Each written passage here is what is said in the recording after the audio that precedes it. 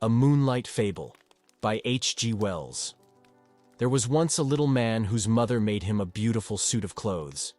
It was green and gold and woven, so that I cannot describe how delicate and fine it was. And there was a tie of orange fluffiness that tied up under his chin, and the buttons in their newness shone like stars.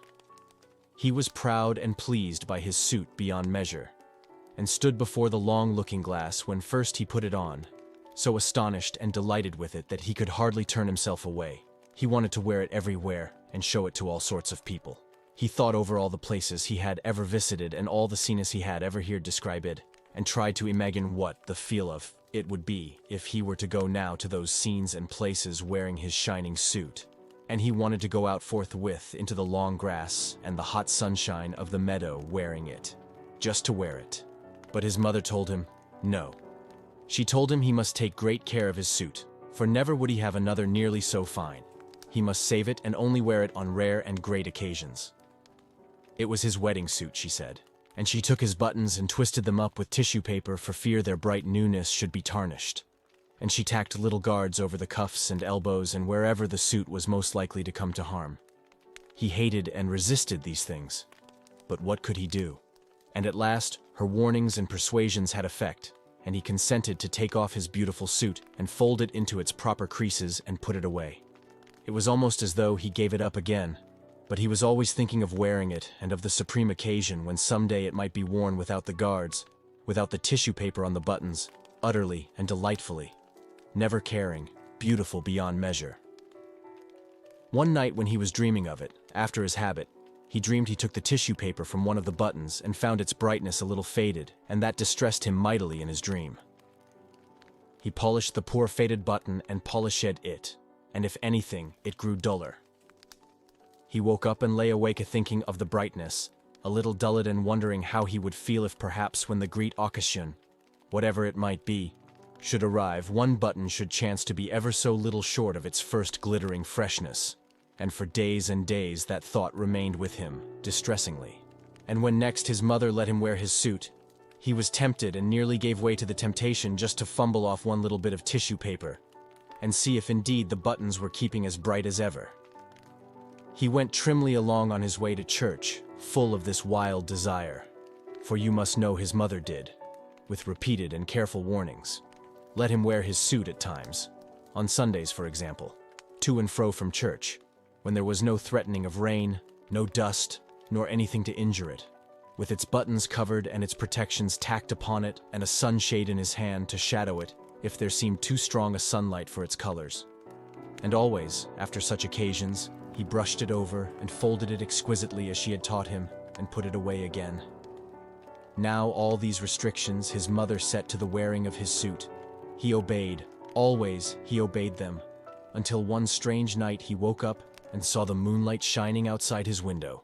It seemed to him the moonlight was not common moonlight, nor the night, a common night, and for a while he lay quite drowsily with this odd persuasion in his mind. Thought joined on to thought like things that whisper warmly in the shadows.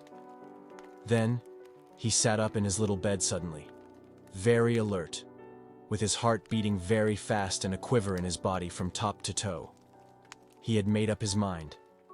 He knew now that he was going to wear his suit as it should be worn. He had no doubt in the matter. He was afraid, terribly afraid, but glad. He got out of his bed and stood a moment by the window looking at the moonshine-flooded garden and trembling at the thing he meant to do. The air was full of a minute clamor of crickets and murmurings, of the infinitesimal shouting of little living things. He went very gently across the creaking boards, for fear that he might wake the sleeping house, to the big dark clothes press wherein his beautiful suit lay folded, and he took it out, garment by garment, and softly and very eagerly tore off its tissue paper covering and its tacked protections, until there it was, perfect and delightful, as he had seen it when first his mother had given it to him. A long time it seemed ago. Not a button had tarnished, not a thread had faded on this dear suit of his. He was glad enough for weeping as in a noiseless hurry he put it on. And then back he went, soft and quick, to the window, and looked out upon the garden and stood there for a minute, shining in the moonlight, with his buttons twinkling like stars, before he got out on the sill and, making as little of a rustling as he could, clambered down to the garden path below. He stood before his mother's house, and it was white and nearly as plain as by day, with every window blind but his own shut like an eye that sleeps. The trees cast still shadows, like intricate black lace upon the wall. The garden in the moonlight was very different from the garden by day. Moonshine was tangled in the hedges and stretched in phantom cobwebs from spray to spray. Every flower was gleaming white or crimson black, and the air was aquiver with the thridding of small crickets and nightingales singing unseen in the depths of the trees.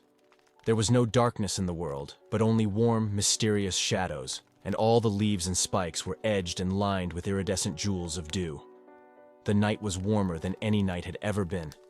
The heavens by some miracle at once vaster and nearer. In spite of the great ivory-tinted moon that ruled the world, the sky was full of stars. The little man did not shout nor sing for all his infinite gladness. He stood for a time like one awe-stricken, and then, with a queer small cry and holding out his arms, he ran out as if he would embrace at once the whole warm, round immensity of the world. He did not follow the neat set paths that cut the garden squarely, but thrust across the beds and through the wet, tall, scented herbs, through the nightstock and the nicotine and the clusters of phantom white mallow flowers, and through the thickets of southern wood and lavender, and knee-deep across a wide space of mignonette. He came to the great hedge and he thrust his way through it, and though the thorns of the brambles scored him deeply and tore threads from his wonderful suit, and though burrs and goosegrass and havers caught and clung to him, he did not care. He did not care, for he knew it was all part of the wearing for which he had longed. "I am glad I put on my suit," he said. "I am glad I wore my suit." Beyond the hedge he came to the duck pond, or at least to what was the duck pond by day. But by night it was a great bowl of silver moonshine, all noisy with singing frogs, of wonderful silver moonshine twisted and clotted with strange patternings, and the little man ran down into its waters between the thin black rushes, knee-deep and waist-deep, and to his shoulders, smiting the water to black and shining wavelets with either hand, swaying and shivering wavelets, amid which the stars were netted in the tangled reflections of the brooding trees upon the bank.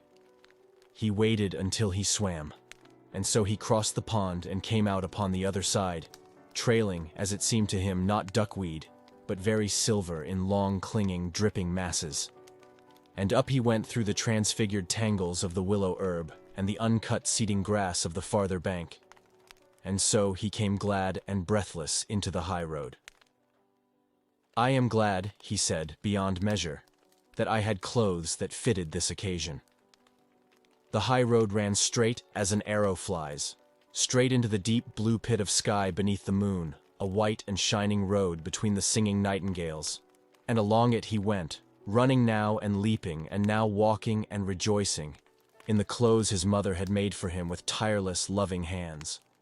The road was deep in dust, but that for him was only soft whiteness, and as he went a great dim moth came fluttering round his wet and shimmering and hastening figure. At first he did not heed the moth, and then he waved his hands at it and made a sort of dance with it as it circled round his head. "Soft moth," he cried, "dear moth, and wonderful night of the world. Do you think my clothes are beautiful, dear moth? As beautiful as your scales and all this silver vesture of the earth and sky?" And the moth circled closer and closer until at last its velvet wings just brushed his lips. And next morning they found him dead with his neck broken in the bottom of the stone pit, with his beautiful clothes a little bloody and foul and stained with the duckweed from the pond. But his face was a face of such happiness that, had you seen it, you would have understood indeed how that he had died happy, never knowing the cool and streaming silver for the duckweed in the pond.